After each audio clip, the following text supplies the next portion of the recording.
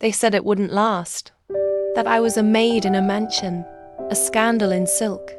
But when Alexander Whitmore chose me, his world began to crumble. The whispers became headlines. The pressure became war.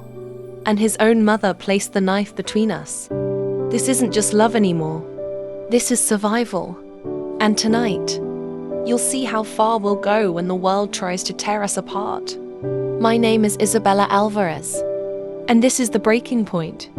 The Whitmore mansion gleamed as always, but inside, the walls carried tension. Shareholders demanded answers. The press circled like vultures. Paparazzi photos caught Izzy slipping out the servants' entrance. Headlines screaming, "Whitmore heir's secret affair."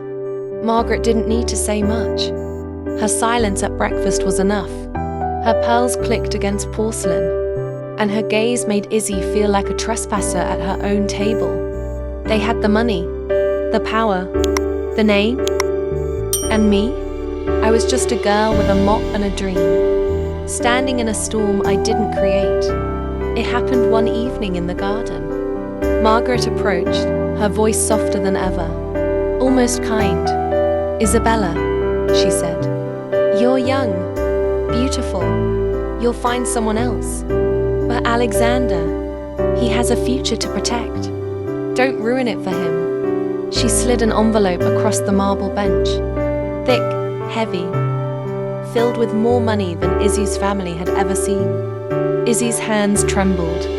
Her heart whispered no, but doubt crept in. Was she really destroying Alex's life by staying?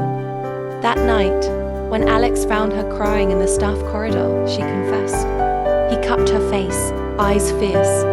"Izzy, if I wanted money, I'd have it. If I wanted status, I was born into it. But I want you.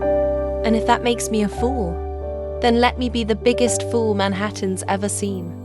Izzy smiled through her tears. For a moment, the storm felt far away. The Whitmores loved their galas and hated surprises, which is why the room froze when Alex arrived with Izzy on his arm. The chandeliers glowed. Violins played, but the whispers grew louder than the music. Glasses clinked, masks of courtesy cracked. Margaret's smile never faltered, but her eyes burned. Then it happened. A journalist tipped off. No doubt called across the ballroom. "Miss Alvarez, is it true you're just the maid?" The silence was sharper than the question. Izzy's face burned as phones lit up, recording every second. Margaret's pearls caught the light as she leaned into the press. "Yes," she said smoothly. "She is." Laughter rippled like a cruel tide.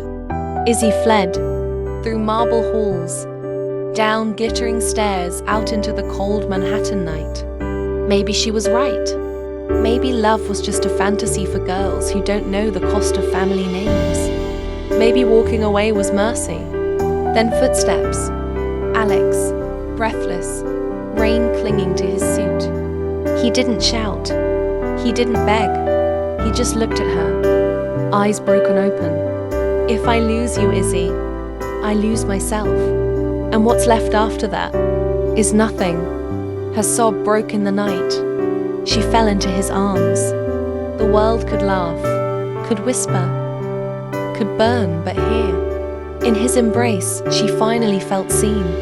But then, across the street, under an umbrella, Margaret watched, silent, calculating, not defeated. Love had survived the night. But the war was far from over. This was just the breaking point. The next chapter? An ultimatum that could tear us apart forever. Part 5 is coming. And trust me, you won't want to miss how this story ends.